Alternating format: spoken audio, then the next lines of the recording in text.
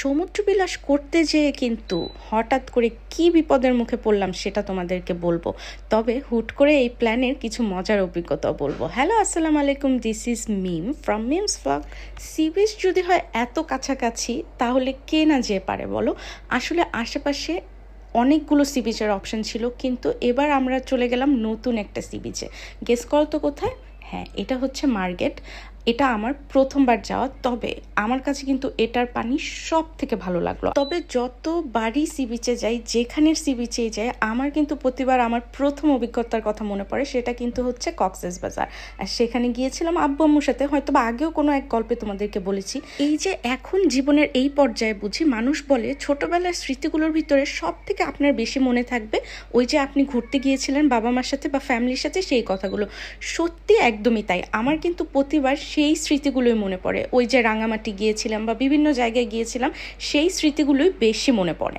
By the way, দেশ থেকে যারা দেখছেন প্লিজ জানাবেন আপনাদের এখনকার পরিস্থিতি কেমন আছেন, কি অনুভব করছেন, বা কি ডেভেলপমেন্ট দেখছেন, বা কি পরিবর্তনের কারণে মনে হচ্ছে না এই পরিবর্তনটা ভালো লাগছে না। বাচ্চাদের সাথে থাকলে যেন আমরাও বাচ্চা হয়ে যাই, ঠিক তেমনি ওদের মতো আমরাও কিছু খেলার রাইড খেললাম, মনে হলো আসলেই যেন সেই ছোটবেলায় চলে গিয়েছি।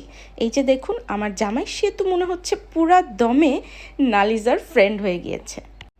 অনেক তো সি বিচে এনজয় করলাম, কিন্তু একটু খাবার দাবার পেটে না দিলে পেট মহাশয় তো বলবে যে ভাই আমি কিন্তু কোলাপসড হয়ে গেলাম। আসলে অনেক খিদা লেগেছিল।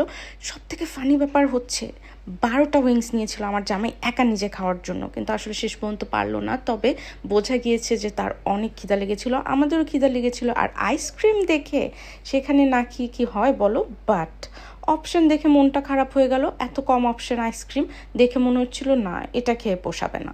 আচ্ছা, আমাদের সাথে ট্র্যাজেডিটা কি ঘটতে চলছিল সেটা তোমাদেরকে বলি।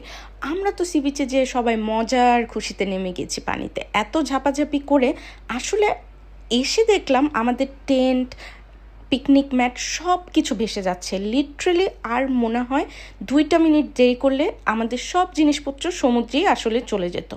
আমরা তো ভয়ে সবাই মিলে দৌড়াদৌড়ি করে মনে হচ্ছিল কোনো বন্যা বা কোনো কিছু পানি থেকে সব জিনিস তুলে ফেলছিলাম।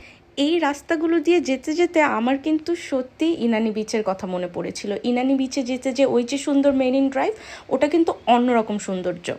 সেটার কথা মনে করতে করতেই দুধের স্বাদ ঘোলে মিটিয়ে বাড়ির যাওয়ার পথে রওনা দিলাম। ভিডিওগুলো ভালো লাগলে পাশে থেকেও লাইক করো, শেয়ার করো।